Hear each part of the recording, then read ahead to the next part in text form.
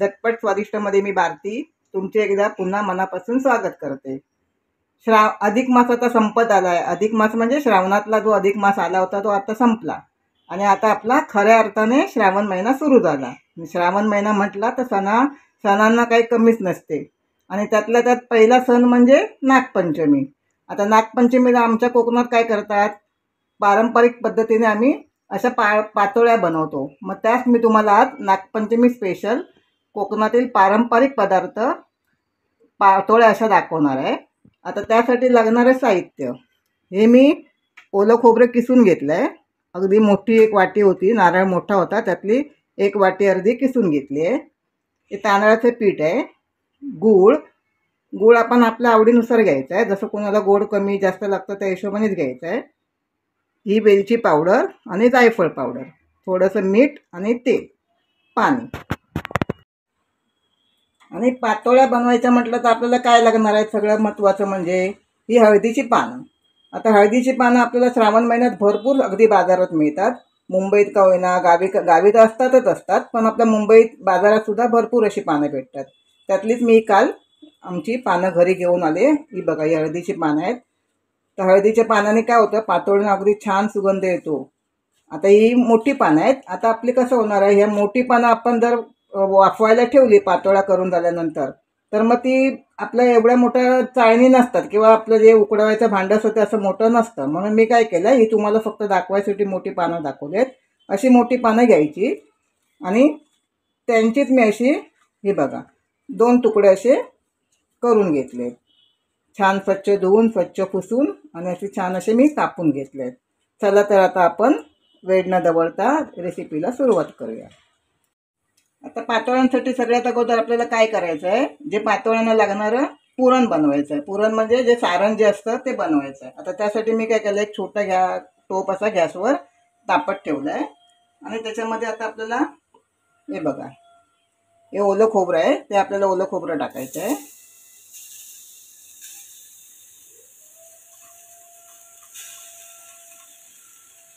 Gas आपल्याला मंद ठेवायचा आहे, जास्त फास्ट करायचं नाही, नाही तर आपलं खोबरं आहे ते करपून जाईल। आणि त्याच्यामध्ये आपण हा गूळ टाकायचा आहे।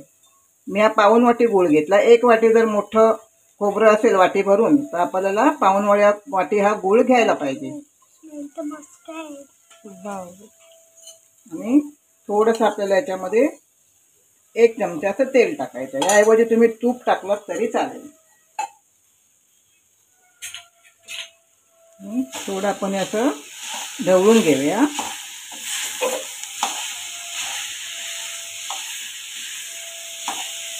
गॅस बारीकच ठेवायचा आपल्याला। बारीक गॅसवर काय होतं, छान असं आपलं मिश्रण व्यवस्थितपणे असं छान मिक्स होतं।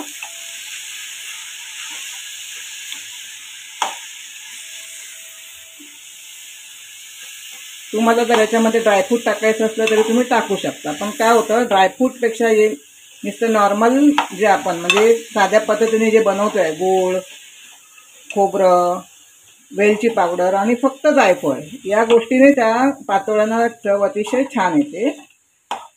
ड्रायफ्रूट टाकायची अजिबात गरज नाही आहे, पण तुम्ही जर खात असाल तर ड्रायफ्रूट टाकू शकता। हे बघा, आपण असं छान असं मध्यम गॅसवर याला छान असं मिक्स करून घेऊया। म्हणजे मी गूळ कसा छान फोडून घ्यायचा, खडे ठेवायचे नाही त्या गुळामध्ये, नाहीतर मग ते आपल्या पातोळ्यांमध्ये ज्यावेळेला आपण उकडत ठेवतो त्यावेळेला ते मग पातोळ्या आपल्या फुटणार। म्हणून छान असा गूळ वितळून घ्यायचा।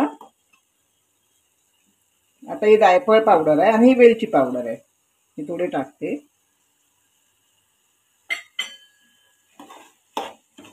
आणि व्यवस्थित ढवळू। आणि कसं एकदम सुखं करायला पाहिजे, असं ओलसरपणे ठेवायचं नाही।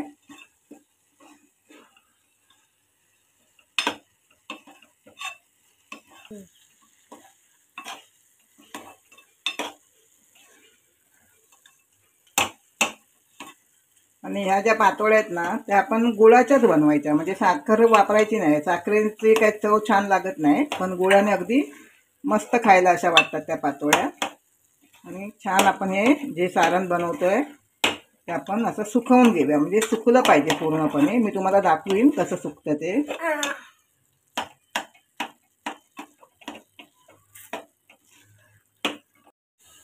हे बघा कसं एकदम छान सुकं झालं आहे.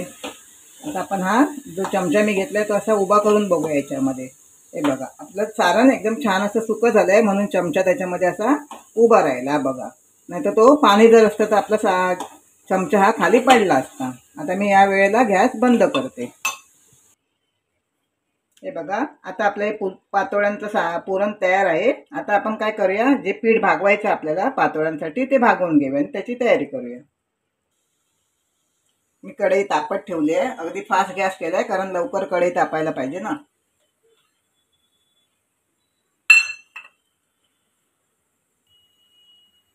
आता आपल्याला पीठ कसं भागवायचं आहे, हे मी 1 वाटी तांदळाचं पीठ घेतलंय आणि तशी सेम त्या आकाराची ती वाटी आहे आणि ह्याच वाटीने आपल्याला 1.5 वाटी पाणी घ्यायचं आहे.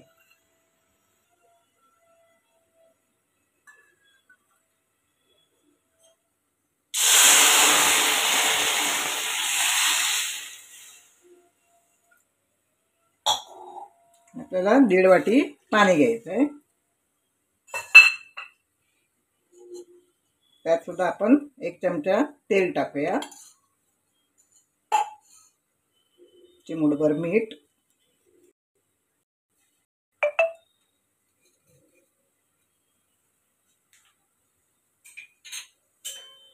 आणि याला छान अशी उकळी आली पाहिजे. हे बघा पाण्याला चांगली अशी उकळी यायला पाहिजे.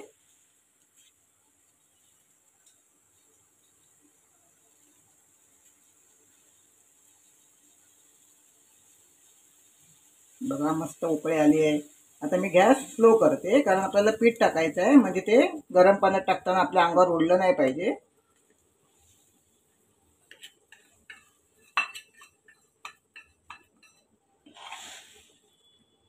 असं व्यवस्थित आपण त्याला छान असं आतमध्ये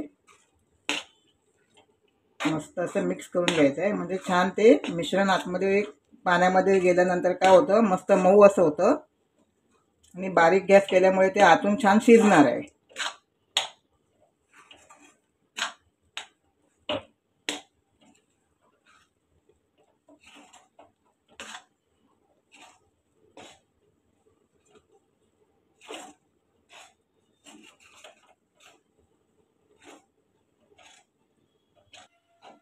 हे बघा छान आता मिक्स झालंय. आता मी गॅस बंद करते आणि 2 मिनिटं आपण थोड्या याला असं झाकून ठेवूया आणि नंतर थंड झाल्यानंतर पूर्णपणे आपण त्याला मळून घ्यायचं आहे पीठ. 2 मिनिटं वाट बघूया. बघा 2 मिनिटं झाली आहेत. आता हे आपण छान मिश्रण थंड झालंय, थोडंसं आहे गरम. आता आपण हे परातीत घेऊन त्याला छान असं मळून घेऊया.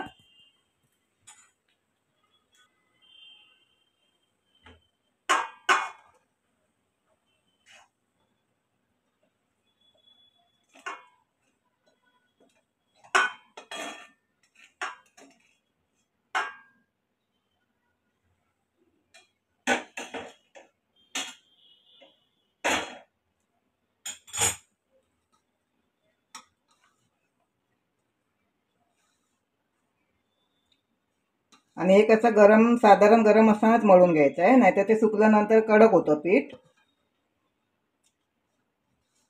चपातींसारखं आपण जसं चपाती करताना मळून ठेवतो तसं जास्त वेळ आपल्याला मळून ठेवायचं नाही आहे. आणि पातोळ्या सुद्धा लवकरच ताबडतोब करायला घ्यायच्या आहेत त्याच्या. आता मी थोडंसं हाताला थंड पाणी लावून थोडं पीठ मळून घेते.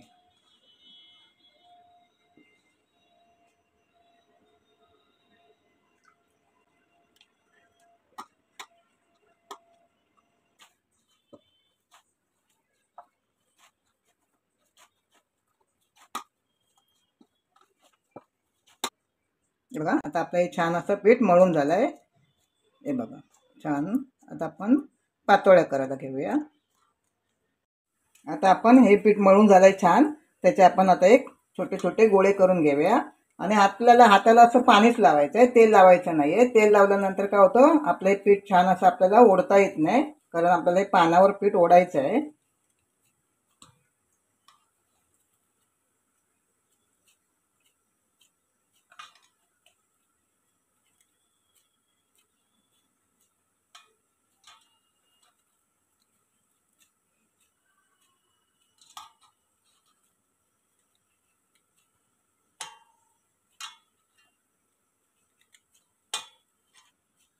हे बघा आता आपले छान असे एका वाटीचे किती गोळे झाले, 10 गोळे झाले आहेत. आणि आम्ही माझ्या छोट्या नातवासाठी ठेवणार आहे छोटासा. आता आपण हे पानामध्ये आपण पातोळी बनवायला घेऊया. हे बघा पान घेतलंय, आपल्याला पाणीच लावायचं आहे. आणि आता हे छान असं बोटानेच आपल्याला पीठ पुढे पुढे पुढे मागे असं न्यायचं आहे.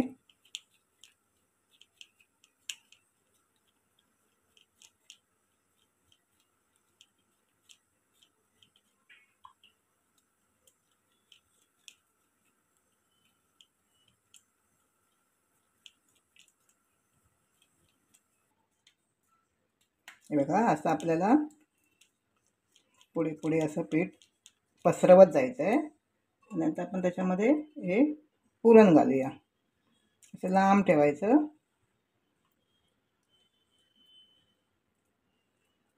आणि आपली ही जी पान आहे हे असं बरोबर हे बघा असं छान असं दुमडायचं. म्हणजे आतून हे पीठ आहे ते असं व्यवस्थितपणे दुमडून घ्यायचं.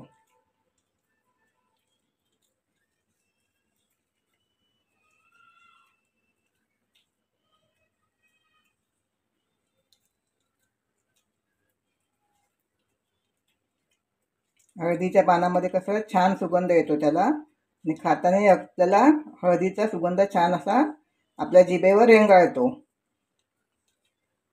आता आपण ही कढईमध्ये एका चाळणीत ठेवूया, म्हणजे बॉईल करायचं आपल्याला ते म्हणून.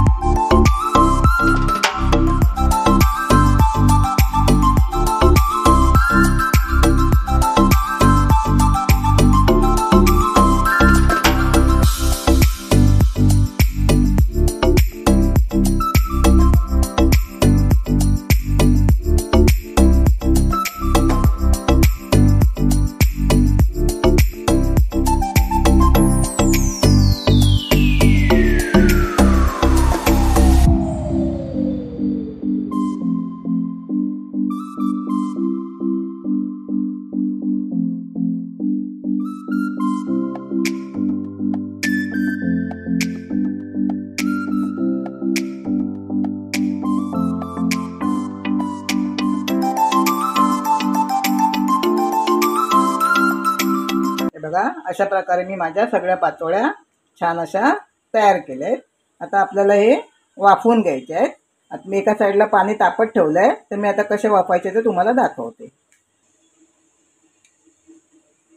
हे बघा छान माझ्या पाणी उकळी आली आहे पाण्याला. आता आपल्याला असं, तुमच्याकडे स्टीमर असेल तर तुम्ही स्टीमरमध्ये ठेवू शकता. माझ्याकडे स्टीमर नाही आहे म्हणून मी असं एका हे पाणी तापवायचं भांडं आहे त्याच्यामध्ये ठेवून चाळणी ठेवून मी ते आता वाफवणार आहे. आणि आपल्याला 15 ते 20 मिनटं याला छान अशी फुल म्हणजे फास्ट गॅसवर वाफ द्यायची आहे. आणि आपण 15 ते 20 मिनिटांनी त्याला बघूया. म्हणजे 20 मिनटं झाली आहेत. आपण या पातोळ्या वाफत ठेवल्यावर आता मी गॅस बंद करते. आणि आपल्याला ह्या पातोळ्यानंतर पूर्णपणे गार झाल्यानंतरच बघायचे आहेत. हे बघा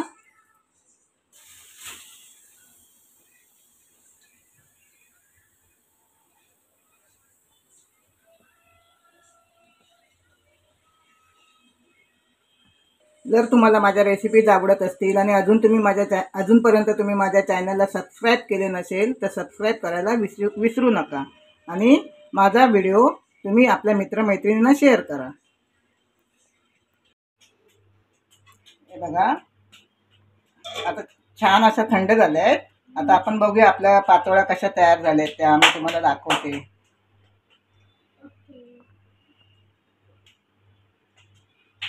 बघा